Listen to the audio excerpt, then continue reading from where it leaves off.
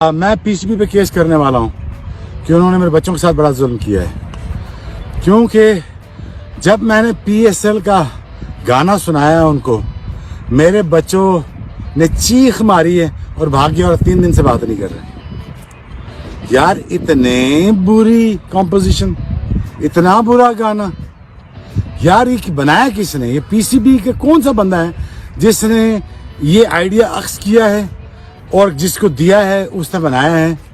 शर्म नहीं आती गाना बनाया हुआ आपको? आपने मेरे बच्चे डरा दिए हैं। आपने मेरे बच्चे मेरे 3 दिन से बात नहीं कर रहे आपकी वजह से। मैं आपसे बड़ा सख्त नाराज हूं और मैं केस करने वाला हूं आप पे। आज आएगा करोड़ है, ग्रूव बनाया है क्या है? फिर आपने इतना जुल्म किया, मोहम्मद वसीम में कपड़े छुपा के रैपर्स को बना दिए आपने। वो समझ नहीं आई।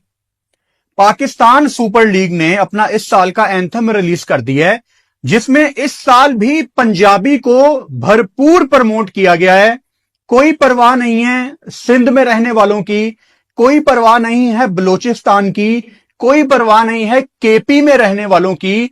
पाकिस्तान क्रिकेट बोर्ड की ये नालायकी है कि ये जब भी एंथम में उर्दू के अलावा किसी दूसरी जुबान को टच करते हैं तो वो पंजाबी होती है। अब आपके पाकिस्तान का T20 वर्ल्ड कप है और पंजाबी से शुरुआत हो रही है, हुन साडी वारी ओए।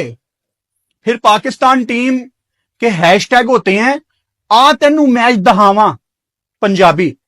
फिर 2019 का आपका पीएसएल का एंथम, उसमें ये लफ्ज यूज किए गए, गर्मी च सड़, भावें सर्दी ठर, भावें चाह पानी पी, भावें दूध पत्ती चढ़। मैं पंजाब से हूं और मेरे लिए मुझे थोड़ा समझने में भी टाइम लग रहा है।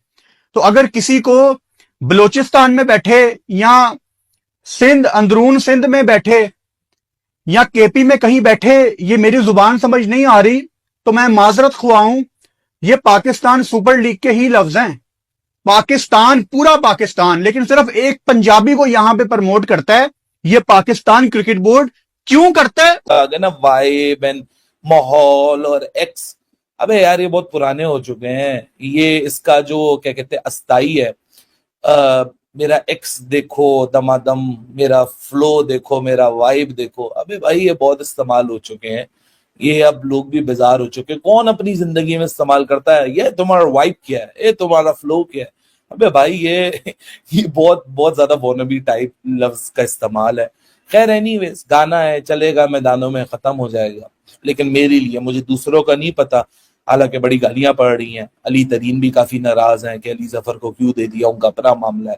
वो कहते हैं पाकिस्तान में और भी बेहतर आर्टिस्ट हैं, जो कि मैं उनसे अग्री करता हूँ कि पाकिस्तान में बहुत बेहतर आर्टिस्ट हैं करंट पॉइंट ऑफ टाइम में। Ali Zafar is done and dusted, वही क्लीशे मेलोडीज हैं, वही क्लीशे अंतरास्ताई की फॉर्मेशन है। लेकिन ये जो अबरारुल हक है ना, इनका एक बड़ा मशहूर गाना था असद जाना बिलो दे घर, ये तो अस्थाई थी।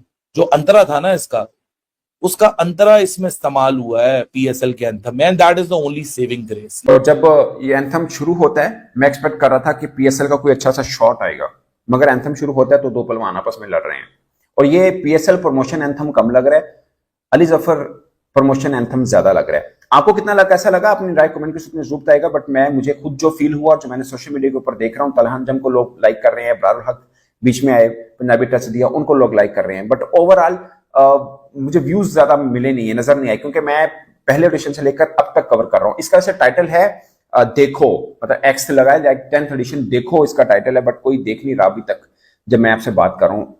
हो सकता है बाद में एकदम व्यूज आना शुरू करें। वैसे पिछले पीएसएल थे एंथम के ऊपर मैंने देखा था पाकिस्तान क्रिकेट बोर्ड ने प्रमोशन, मतलब उनको गूगल के ऊपर जाके एड लगाया था उस एंथम को। आई होप कि अब भी लगाएंगे, क्योंकि जिस तरह की व्यूज हैं ये बड़ी शर्मिंदगी वाली बात है। कल टीजर जारी किया था, अब तक उसके 50,000 से कम व्यूज हैं टीजर के। पीएसएल ये कभी ऐसा नहीं हुआ, 10वां ऑडिशन है, हमने हर ऑडिशन को कवर किया पहले से लेकर अब तक।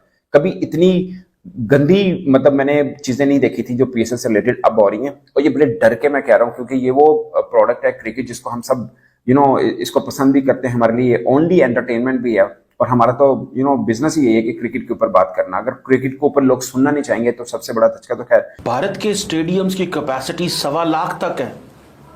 लाखों लोग स्टेडियम के अंदर समा सकते हैं। चीमा साहब, इंडिया ने जो फुटबॉल के स्टेडियम बनाए हैं उनकी कैपेसिटी 60 to 70,000 उन्होंने रखी हुई है। फुटबॉल स्टेडियम भी है उनके इंडिया में बहुत ज्यादा बने हुए हैं, हॉकी स्टेडियम बड़े बड़े बने हुए हैं। अच्छा, वो आगे ओलंपिक्स की भी तैयारी कर रहे हैं। इनके पास काफी ज्यादा ग्राउंड इंफ्रास्ट्रक्चर बहुत है, बहुत ज्यादा। जमशेदपुर में भी ग्राउंड है इनके पास, हर जगह इंफ्रास्ट्रक्चर ग्रास रूट लेवल पे भी है और फर्स्ट क्लास लेवल पे भी है और उसके बाद इंटरनेशनल लेवल पे भी है। और हमारे यहाँ तो इंफ्रास्ट्रक्चर का क्या हाल है। वैसे हम कहते हैं हमारे बच्चे ड्रग्स में लग गए हैं, हमारे बच्चे इन चीजों में खराफात में है, कोई कहता है हम जहादी बन गए हैं, कोई कहता है हम मदरसों में चले गए हैं। भाई अपने लोगों को अगर मोड़ना है क्रिकेट की तरफ, ग्राउंड की तरफ, स्टेडियम की तरफ, तो पहले इंफ्रास्ट्रक्चर तो बनाओ। आईपीएल में स्टेडियम की क्या हालत है, किस तरीके से उन्होंने इतने जबरदस्त किस्म के स्टेडियम बना दिए। हमारे यहाँ एक तो सहूलतों का फुकदान है, टॉयलेट्स नहीं है, खाने पीने की चीजें नहीं है, कुर्सियां बड़ी अनकंफर्टेबल लगी। आज भी स्टेडियम लगता है कि कोई भूत बंगला है। मेन बिल्डिंग के आप उसी इंक्लोजर में बैठ के अगर 8 घंटे मैच देख लें तो आपसे चला नहीं जाएगा, इतनी अनकंफर्टेबल। भट्टी साहब इसीलिए शायद कोई यहाँ आना पसंद नहीं करता कि हमारी बदनामी हो। करोड़ भैंस की आंख 60,000 करोड़ की बिड लगाई है इंडिया की तरफ से समर ओलंपिक्स 2036 को होस्ट करने की। अबे ये पैसे कितने होते हैं अबे? मेरा ये कमरा तो भर जाए नोटों से, है ना, भर जाए। हमें भी कोई ऐसा बंदा दे जो अचानक से हमारे अकाउंट में इतने पैसे डाल दे, आमीन। समर ओलंपिक्स 2036 को टारगेट करने से पहले इंडिया ने समर ओलंपिक्स 2032 का सोचा था, लेकिन फिर उन्होंने कहा नहीं, 2036 वाले में हाथ डालते हैं। 2036 वाले में अब बिडिंग में ना इंडिया है, Indonesia, south Korea, Qatar, Saudi Arabia, Turkey. सबसे ज़्यादा स्ट्रॉन्ग चांसेस जो है ना समर ओलंपिक्स को होस्ट करने के, वो इंडिया के ही हैं। इनकी बिड तगड़ी है, प्लस इंफ्रास्ट्रक्चर ऑलरेडी मौजूद है, कुछ नया बनाएंगे।